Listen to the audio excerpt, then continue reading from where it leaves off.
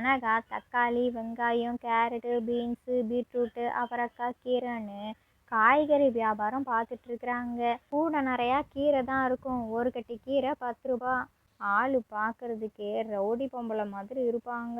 குரலை கேட்டாலே பயங்கரமாக இருக்கும். ஜனங்கள் எல்லாமே இவங்க கடைக்கு போகிறதுக்கே பயப்படுவாங்க. ஏய் மாடே, உனக்கு அறிவு இருக்குதா இல்லையா? எனக்கு இன்னும் ஒரு வியாபாரம் கூட ஆகலை. 10 ரூபா கீரை கட்டை நீ இவ்வளோ நாஸ்தி பண்ணிட்டியே. யார் கொடுப்பா எனக்கு 10 ரூபா? காசு கொண்டு வந்தியா நீனு? அந்த மாடுகிட்ட இருந்து அந்த கட்டை பிடுங்கிறதுக்காக கம்பு எடுக்கிறாங்க. பெரிய கம்பாக இருக்குது. அதை எடுத்தோடனையும் மாடு ஒரு மாதிரியாக கத்துது. அதுலேயே மாடை ஒரு அடி அடிச்சுட்டு அந்த கீரை கட்டையும் வாயிலிருந்து எடுத்துட்டாங்க.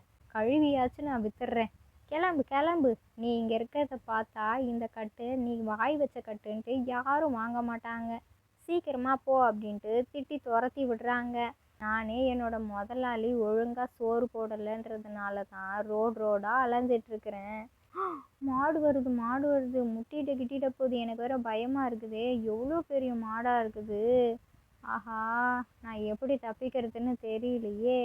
அத்தை எனக்கு 2 கட்டு கீரை தரீங்களா அப்படிங்கிறான். சரி சரி, போனால் போயிட்டு போகுது, வீடு வா வா உள்ளே வா அப்படிங்கிறாங்க. அம்மா என்னம்மா நீங்கள் இப்படி பேசுகிறீங்க? பாவம், இந்த மாடை வர யாரோ அடிச்சிருக்கிறாங்க. யாருன்னு தான் எனக்கு தெரியல. அவங்க மட்டும் எனக்கு யாருன்னு தெரியட்டும், அவங்கள ஒரு வழி பண்ணிடுவேன். மன்னிச்சிரு மாடே அப்படின்ட்டு அந்த மாடை தடவி கொடுக்குறாங்க.